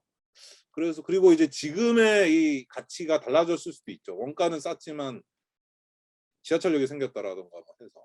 그래서 저는 품질 연동형이 지금 정도 한국에서 도입하기 좋은 게 아닐까. 근데 한국식 품질 연동형은 어떻게 만들지는 좀 추후 과제라고 치고 자 이제 오늘 살펴본 세 가지 주택 공급, 주거비 보조, 임대료 규제 혹은 임대료 통제 이게 어떻게 맞물려 돌아가는지 오늘의 제일 핵심 내용이 되겠습니다. 자 잠깐 나가셨던 분들도 지금은 다 들어와 주시고 네, 지금은 뭐 잠깐 얼굴을 보여주셔도 저는 더 기쁘겠고요. 안 보여주셔도 뭐 계속 할 거고요. 이제부터가 진짜 오늘의 최고 핵심 본론입니다. 네, 집중해 주세요. 자 이제 그 뭐 공공재가 뭐냐, 공공경제 뭐 이런 얘기 쪽이 나올 수 있는데 뭐 모르셔도 상관없고요. 자 일단 공급부터 시작을 해보겠습니다. 공급을 할 때는 이제 공급자한테 돈을 줄 수도 있고 뭐 벽돌을 직접 현물로 줄 수도 있고 공사비를 돈으로 줄 수도 있고 뭐 다 가능한데 아무튼 그걸 지원해서 어찌됐든 지원해서 주택을 지으면 소비자한테는 주택은 이제 현물이죠. 돈이 아니라 현물을 받는 겁니다. 근데 현물 보조의 한계는 뭐 대개 모든 현물 보조의 한계는 수혜자가 한정된다는 거죠. 100억의 예산이 있으면 1억으로 집을 지을 수 있다면 100채만 지을 수 있습니다. 그러면은 10,000명이 있으면은 9,900명은 소외되죠. 그럼 들어가는 사람만 로또를 맞는 거죠. 재정 지출의 형평성 문제가 생깁니다. 그래서 현물 보조로는 문제가 있고 주택 공급만으로는 문제가 있고 주거 보조비를 줘야 되겠죠. 주거 보조비를 주게 되면 좋은 게 뭐 1,000명이든 10,000명이든 거기에 인원수에 맞춰서 골고루 줄 수가 있습니다. 그리고 심지어 소득에 따라 차등화해서 줄 수도 있습니다. 누구는 9만 원 주고 누구는 11만 원 주고. 집은 그렇게 하기가 힘들죠. 한번 지어놓으면 방을 뗐다 붙였다 할 수가 없잖아요. 그래서 주거 보조비는 훨씬 탄력적이고 또 이제 혹자들은 시장 친화적이라고 하죠. 특히 임대인 친화적이죠. 자, 여러분들 딱 바로 예상이 되잖아요. 임대료가 오를 겁니다. 제가 석사 때 이 얘기를 했더니 어떤 교수님께서, 제가 물론 개인적으로 되게 존경하시는 분인데, 그런 주장을 하려면 학술적으로 엄밀하게 이론과 배경을 갖춰야 된다. 근데 그 이론을 아무리 찾아봐도 딱히 없는 거예요. 조세를 임대인한테 세금을 부과하면 그게 임대료에 전가된다는 거는 막 논문이 나와 있는데, 임차인한테 주거보조비를 줬을 때 임대료가 오른다라는 건 별로 논문이 없는 거예요. 그래서 아무리 찾아도 없고, 뭐 수요 공급 곡선이 왔다 갔다 하는 건 있는데, 그로부터 한 15년, 20년이 지나니까 사례가 막 생겼습니다. 논문은 아직 저도 잘 모르겠는데, 사실 논문은 어렵죠. 프랑스에서 논문 하나가 나왔는데, 그게 뭐 이게 임대료가 물가 때문에 올랐는지 그때 뭐 다른 뭐 지하철역이 생겨서 올랐는지 통제해야 될 변수가 너무 많으니까 어려운데, 그걸 다 통제하고 나서도 주거보조비 때문에 임대료가 좀 올랐다라는 그걸 간신히 밝혀낸 논문이 하나가 나오는 동안 현실에서 군인 월급이 올랐더니 모텔비와 PC방 사용료가 올랐다는 뭐 그런 뉴스 보도가 났죠. 그래서 제가 항상 얘기하는 게, 소득주도 성장도 좋고 기본소득도 좋은데 임대료 규제 안 하면 그거 다 임대료로 다 나갑니다. 그 얘기를 합니다. 임대료 규제가 필요합니다. 그 안 그러지 않겠냐? 이게 다 위수 지역이니까 이제 세입자가 갈 데가, 아니, 군인들이 이 동네를 벗어날 데가 없는 걸 아니까 이 올리는 거잖아요. 근데 주택은 대한민국의 하나의 거대한 위수 지역이죠. 대한민국을 벗어날 수 없는, 수도를 벗어날 수 없는 거 아니까. 더 좁히면 학군, 애가 이제 중학교 고등학교 다닐 때 전세값 올리면은 진짜 미친 듯이 돈 구해 와서 내야 되잖아요. 애를 전학시킬 수가 없어서. 위수 지역에서 우리는 살고 있는데, 그게 아니더라도 서울역 쪽방촌, 저번에 이제 1강에서 김기태 연구원님이 얘기하셨죠. 1,000원 단위까지 올립니다. 전부 900일치. 그다음에 교복도 그렇죠. 검색해보니까 이렇게 많이 나오더라고. 교복값을 지원하니까 교복값을 올리더라. 그래서 주거보조 빌면은 임대료가 오를 겁니다. 이거는 뭐 100%고요. 100% 오를 거고, 세입자들의 단체나 뭐 목소리가 크면은 10만 원 주거보조비를 줬을 때 한 3만 원 정도 아마 임대료가 오를 거고, 세입자들의 목소리가 약하면은 10만 원 주거보조비 보면 10만 원 다 오를 수도 있고, 쪽방촌 같으면 아니면은 한 9만 원 정도 오를 수도 있고 그럴 겁니다. 그래서 이제 시민단체들이 항상 선거 때문에 주장하죠. 공정임대료제도, 표준임대료제도, 전월세 상한 계속 거주권하자, 계약갱신. 이번에 계약갱신권 딱 한 번 더 부여하는 게 나왔는데, 그렇게 지금 시장에서 진통이 많죠. 이것 때문에 전세가 주네 어쩌네. 벌써 8시가 됐는데, 자, 빨리빨리 넘어가겠습니다. 자, 그래서 어찌됐든 임대료 규제를 그럼 하겠다, 시장 임대료가 오르니까 이걸 막겠다라고 하면 다음날 신문 사설이 눈에 선합니다. 임대료 규제를 하면은, 예? 공급이 더 축소될 거다. 당장은 임대료 쌓아져서 좋을지 몰라도 공급이 축소되면은 나중에는 임대료가 더 오른다. 이 하나만 알고 둘도 모르는 이상주의자들아 하는 신문 사설들이 눈에 선합니다. 그리고 이 스웨덴의 경제학자 얘기를 많이들 인용합니다. 이번에도 고작 임대료를 정말 네덜란드처럼 바로 통제한 게 아니라 인상할 때 그냥 5% 이상 하지 마라 한 걸 가지고 이게 그렇게 인용을 됐어요. 도시를 망치는 제일 좋은 방법은 임대료 규제다. 폭격만 빼고 라는 말이 엄청 인용이 됐는데, 폭격 다음으로 제일 좋게 도시를 망친다는데 이 설득력 있는 얘기입니다. 그리고 이 말도 맞아요. 당연히 공급이 축소되겠죠. 임대료를 마음대로 받을 수 없다면 누가 또 선뜻 임대주택을 공급하겠습니까? 이 세입자를 마음대로 쫓아내지 못한다면은 아유 그냥 이거 안 하고 말지 하는 생각도 많아지겠죠. 근데 그동안 우리는 5강에서 주로 할 얘기인데, 그동안 우리는 공급자 금융이 없었어요. 그러니까 다주택자가 일단 집을 사줘야 건설회사가 먹고 살았어요. 그럼 다주택자는 그걸 전세를 놨어요. 왜냐하면 또 바로 목돈이 필요하니까. 뒤에서 나옵니다. 그렇게 했기 때문에 그랬는데, 자 이제 걱정하지 마라. 걱정하지 마라. 짜잔. 공공주택하고 사주택을 공급을 하겠다. 이 사람들은 임대료 통제를 받아도 얼마든지 신이 나서 주택을 공급하는 사람입니다. 네덜란드도 그렇고 오스트리아도 그렇고 뭐 덴마크도 그렇고 이제 한국에서도 곧 많아질, 지금은 매우 미약하지만 사주택 공공주택 공급자들은 임대료 규제 하에서도 우리는 신나서 하겠다. 심지어 네덜란드 같으면 임대료 규제 선보다도 70%에 맞춰서 하고 있다. 그러고 있죠. 제가 너무 흥분했는지 잠깐 지금 숨이 차고 있는데요. 음료수를 좀 가지고 와서 얘기를 해야겠습니다. 잠깐만 갔다 오겠습니다. 여러분들 잠깐만.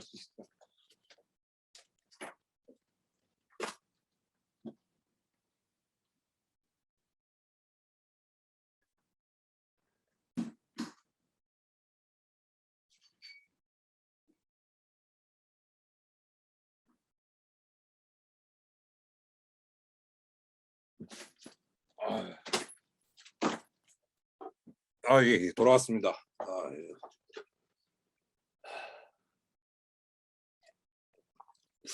부석사 안락루 밑에서 마시는 수정과가 맛있구만요. 예. 예, 이렇게 웃어주셔서 감사합니다. 예, 예, 웃어주시는 분들 제가 다 기억하고 나중에 보답을 꼭 드리겠습니다. 자, 계속하겠습니다. 자, 그래서 이 3단 회로가 완성이 됐습니다. 공급만 하면은 수혜자가 한정돼 있죠. 여기 들어가는 사람만 신납니다. 그러면은 들어가지 못하는 사람들 혹은 들어가는 사람들 안에서도 문제가 됩니다. 들어가는 사람들 안에서도 나는 월급이 200만 원이고 쟤는 월급이 150만 원인데 둘 다 똑같이 임대료를 부담하잖아요. 근데 주거보조비를 주면서 그걸 그 차이를 좀 줄일 수 있죠. 주거 중립성의 개념 중에 일부겠죠. 그렇게 해서 주거보조비를 주면 임대료가 오르니 임대료를 규제하면 공급이 위축이 되니 다시 공급을 하는 게 이게 계속 빙글빙글 돌아가야 되는 게 되겠습니다. 이게 쉬지 않고 돌아가주면 그러면 문제가 해결이 되는 거죠. 그러면은 같은 집에 사는 사람은 이 집의 품질에 맞춰서 같은 임대료를 내고 그다음에 형편이 다른 사람들은 거기에 맞춰서 또 다른 주거비를 내는 수직적 수평성 형평성이 완성이 되는 게 되겠습니다. 지금은 월급이 똑같아도 내가 운 좋게 연구임대에 들어가고 혹은 뭐 행복주택에 들어갔나 혹은 뭐 사주택에 들어갔나에 따라 임대료가 다 다르죠. 뭐 집의 품질이 비슷하다고 가정했을 때. 근데 그거에 대해서 아무도 이상하다고 생각 안 하고 살아요. 그냥 아마 그 우리 급식을 그렇게 줬어 봐요. 자녀들한테 급식을 주는데 우리 조카들한테 너는 그 집이 잘 사니까 20만 원 내고 너는 못 사니까 15만 원 내는데 너는 운 좋게 영구임대 급식에 당첨이 됐어? 그럼 넌 4만 원만 내. 그렇게 줬어 봐요. 그 밀란이 일어났을 거예요. 근데 주택에 대해서는 다들 그러고 살아요. 그리고 시장에서 뭐 방 쪼개기 하고 악덕 임대인을 만나가지고 막 그 대학가 앞에 뭐 무슨 뭐 고시원 이런 데서는 막 너무 막 화장실에 싱크대 놓고 막 뭐 화장실에서 밥해 먹어야 되는 데서 40만 원 내고 사는데 그 사람한테 주거복지 상담센터가 해줄 수 있는 말은 공공임대주택 어디가 입주 자격이 되니까 글로 가세요. 근데 아니 왜 일단 주거 품질도 둘째치고 왜 긋는 그 자리에서 그 품질에 맞는 임대료를 내고 사는 거는에 대해서는 체념하고 있고 그거는 어쩔 수 없는 거고 공공임대주택 언제 우리 마을에 생길지 모르겠는 거기에 들어가는 것만이 해법인 것처럼 그나마 그것도 옛날에는 이미지도 안 좋아서 거기 들어가는 것도 안 좋았고 왜 그러고 있느냐 말이죠. 그래서 이 일반 시장에도 최대한 물론 뭐 전세 20억짜리 같은데도 임대료 규제가 있을 필요는 없을 것 같아요. 그 정도 뭐 여유가 되는 분들은 뭐 그냥 사석에 뭐 알아서 하시고 우리는 어떻게 할 거냐? 우리의 숙제는 5강에서 주로 할 얘기들입니다. 여기서 결론이라고 나온 얘기들은 다 보면은 5강에서 자세히 말씀드릴게요 이렇게 써 있는데 오늘의 내용을 약간 요약하면서 5강으로 이걸 이제 바톤 터치하는 내용이라고 보시면 되겠고요. 우리의 숙제는 전세를 흡수하는 겁니다. 그리고 월세를 안정화하고 우리 안에서 그럼 어떻게 이 형평성을 이룩할 것이냐 이 얘기가 되겠습니다. 한 5분만 더 주십시오. 그래서 다른 형편은 다른 주거비를 내지만 같은 집에는 같은 임대료를 내는 그러려면 주거보조비가 확대돼야 되는 문제 그리고 공급자는 합리적인 임대료를 징수하는 문제 특히 공급자가 다양하면 그렇습니다.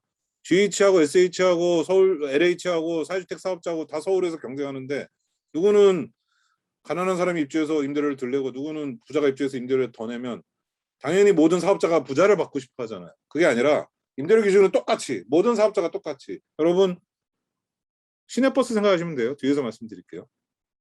그리고 이제 이 레짐론에 대한 론, 보편 모델 뭐 이런 얘기는 5회차 모임에서 자세히 말씀드리고요. 자, 교통 선택권. 우리가 한번 버스를 탔다고 영원히 버스만 타야 되는 게 아니고 사정 있는 날에는 택시를 타고 평소에는 버스를 타다가 뭐 시간에 맞춰가는 게 중요할 땐 지하철을 타기도 하고 뭐 짐이 많으면 택시 타고 그러잖아요. 그러다가 나중에 차가 필요하면 차를 사는 거죠. 물론 이제 차는 자산 토지 지분이 없으니까 그런 거긴 한데 주택은 토지지라는 요상한 거에 달려 있어서 그렇긴 한데 어쨌든 죽어도 그렇게 갈 수 있다는 겁니다. 어느 정도. 외국은 그렇더라는 거예요. 월세 거지가 아니라 월세도 주인인 세상이 되면 되는 거죠. 사다리를 타고 무조건 올라가야 되는 게 아니라 전세에 살든 월세에 살든 자가에 살든 특히 오늘은 이제 월세 안에서 중점적으로 말씀드렸어요. 월세 안에서도 서로 차별이 없어야 되게 살면 그리고 사는 동안 마음 편히 살다가 때가 돼서 내가 직장도 구하고 여기 우리 이 동네 오래 살 것 같다라는 확신이 들고 그러면은 집을 사는 거죠. 근데 내가 또 마음에 드는 공동체가 있으면 없으면 뭐 그냥 혼자 살고 있으면 이 사람들하고 협동작업해서 살 수도 있고 이런 다양한 선택권을 보장해 주는 게 중립성이고 다양한 선택권을 보장해 주겠다는 말은 시장의 가치에도 부합하는 거죠. 시장을 억압하고 뭐 시장의 효율성을 방해하는 게 아니고 뭐 공공이나 사회만 잘하는 게 아니라 시장도 잘하는 거잖아요. 소비자의 선택권 보장하는. 그 시장도 이걸 위해서 나와야 된다라는 얘기고요.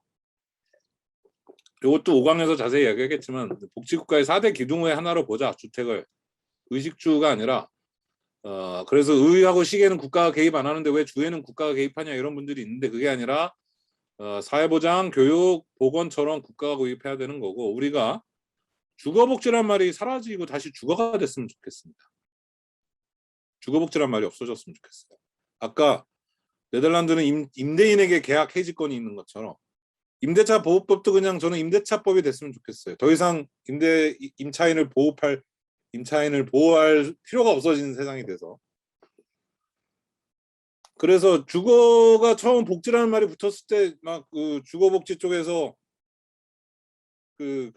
주거복지 쪽 우리 진영에서 이제 너무 환영을 했어요. 드디어 주거에도 복지라는 개념이 도입됐다고. 근데 이제 우리가 교육복지라는 말이 있나요? 연금복지라는 말이 있나요? 연금이나 교육, 보건복지라는 말은 있지만 그건 보건복지부가 그냥 이름을 그렇게 지어서 그럴 거고 보건이랑 교육이랑 연금에는 이미 복지의 개념이 들어가 있는 거죠. 그러니까 주거도 이미 복지의 개념이 들어가야 되고 외국에서 하우징이라 그러면 다 그렇게 쓰이고 있는 거라는 얘기고요. 그런데 한국에 무조건 외국의 정책을 그대로 수입해서 와서 쓸 수는 없으니 얘네가 사회적으로 어떻게 다른가 이런 얘기도 이제 5강에서 주로 이제 하게 될 거고요. 뭐 사회주택이 공공주택에 포함되는 식으로 한국식 모델이 발전할 수도 있고 우리는 아직 공공주택이 이미 있는 상황에서 공공주택 거를 위탁 운영하는 방식으로 지금 가는데 그게 꼭 뭐 서구에 비해서 뭐 잘못됐다라고 볼 수도 없는 게 아까 제가 삼각형에서도 말씀드렸지만 꼭 뭐 딱 정가운데 있거나 뭐 그게 아니라 우리나라 상황에 맞춰서 하다가 또 그 다음 단계에서 또 더 좋은 상황으로 이제 나가면 될 것 같고요. 중요한 거는 이거를 공익주택이라고 부르자고 하시는 분도 계는데 저는 뭐 개인적으로 여기 이름을 뭐라고 부르든지 간에 또 새로 생겨나는 영역을 잘 만드는 게 중요하고 그리고 이게 틈새를 메꾸는 브랜드가 아니라 그래서 이렇게 사다리를 올라가는 게 아니라 새로운 부문이 하나 생겨서 평평한 거 얘기하는 거고요. 자 이제 오늘의 마지막 얘기 지난번에 마지막 꼭지고요. 지난번에 전세에 대한 얘기를 많이들 하셨길래 제가 조금 더 이 부분을 한 데 썼던 강조해 봤습니다. 아까도 얼핏 말씀드렸지만 우리는 공급자 금융은 선분양이었어요. 외국에는 없는 제도죠 이거죠. 공급자한테 빌려주는 제도도 지금은 PF 파이낸싱 해가지고 이번에 뭐 성남넷들 같은 경우가 개발금융이 어쩌고 했는데 우리 그 전에는 선분양 제도 같은 거였고 지금도 했는지 모르겠어요. 성남넷들의 대정지구에 그걸 다주택자가 사줬고 그래서 그걸 전세 살고 그래서 입주자가 이렇게 들어가는 거였는데 이거는 사실 공급자를 밀어주는 거예요. 서울시 예산에서 월세 지원보다 전세 보증금을 늘렸는데 사실 이거는 역세권 청년주택 사업자를 지원해주는 성격이 아닐까라고 저는 저번에 한번 토론회에서 얘기를 했었고요.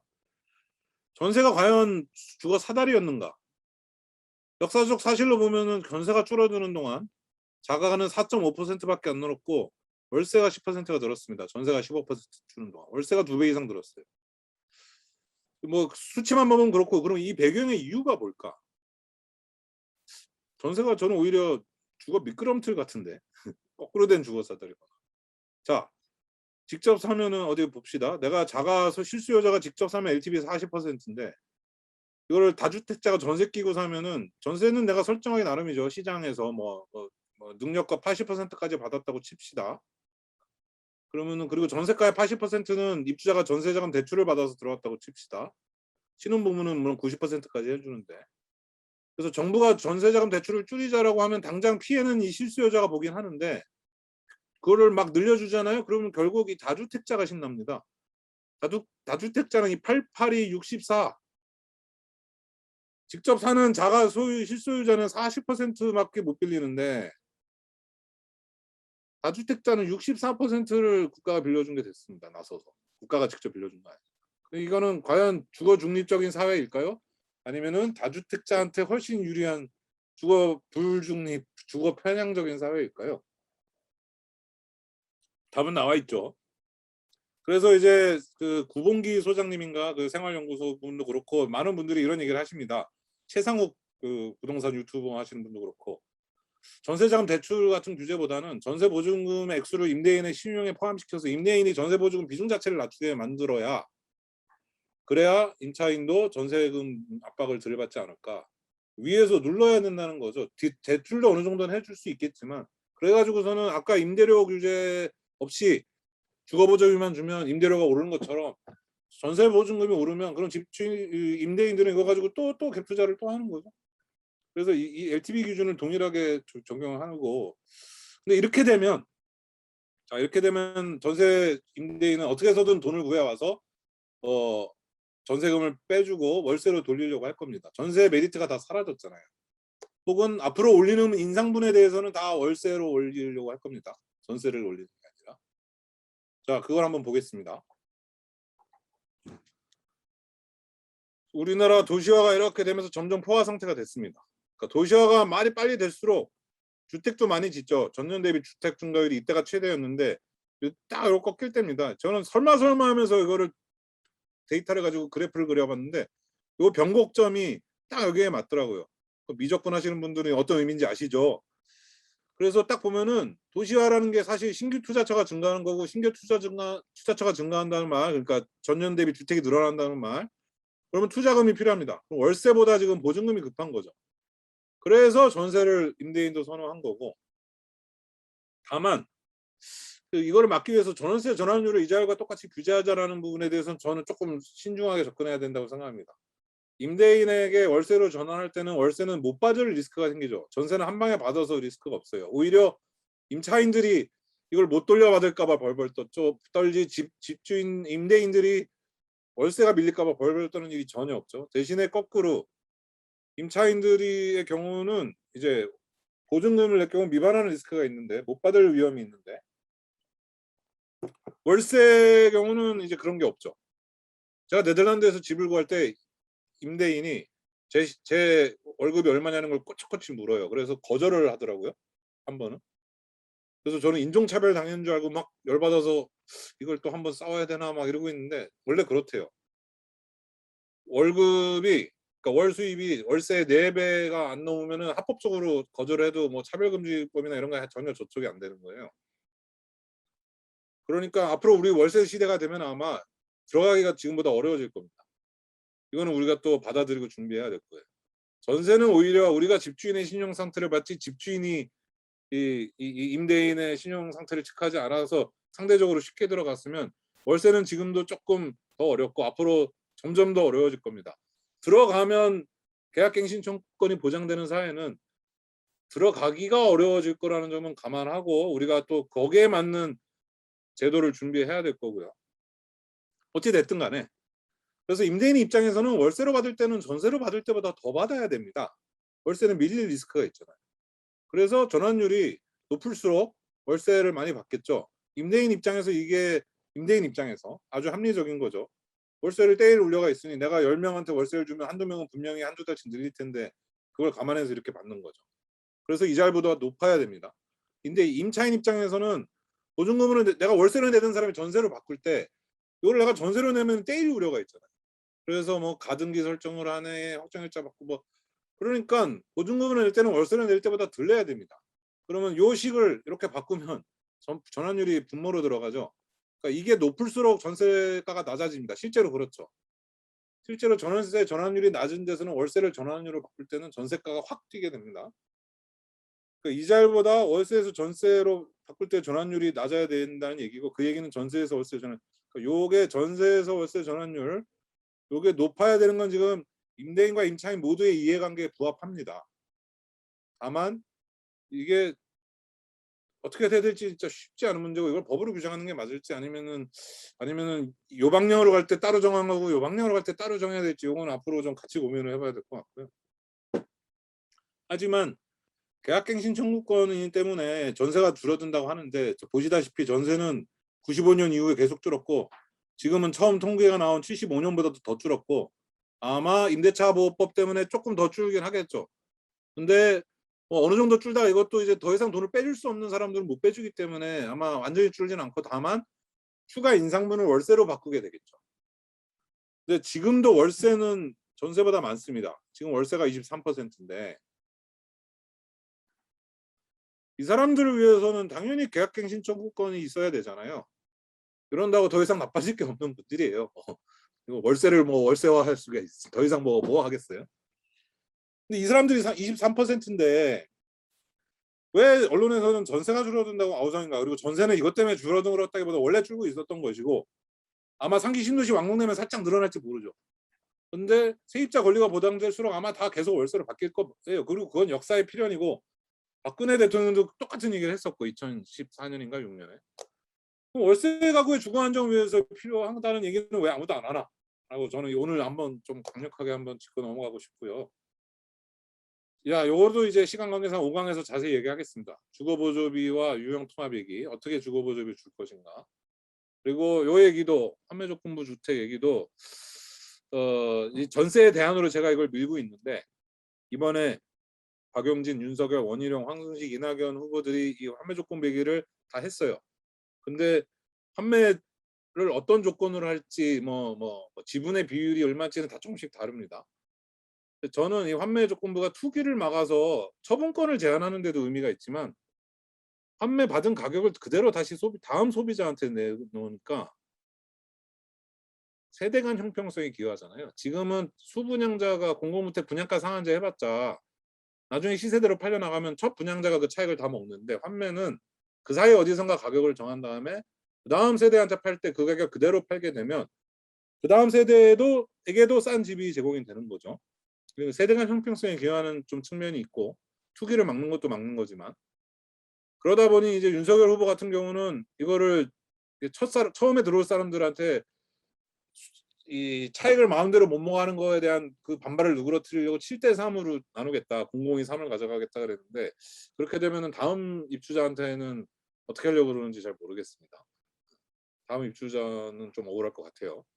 그래도 뭐 주변보다는 30%가 싸니까 들어올지 아니면 공공이 설마 30%를 먹겠다는 말일지 모르겠는데 이 얘기는 이제 5강 때 자세히 하도록 하고요. 뭐 네덜란드 여행은 이제 마치도록 하고요. 그 뭐 관련된 추천 노소와 뭐 이거는 이제 주의사항 이거는 원래 이 일부 자료는 제가 저 네덜란드 출장 가는 사람들 교육용으로 썼기 때문에 가서 이제 남녀 화장실 잘못 들어가지 마라 식당에서 어울리 코리안 되지 마라 뭐 이런 뜻으로 적은 거고요. 코로나 때문에 2년 동안 출장이 없으니 처음엔 좋았는데 지금은 저도 막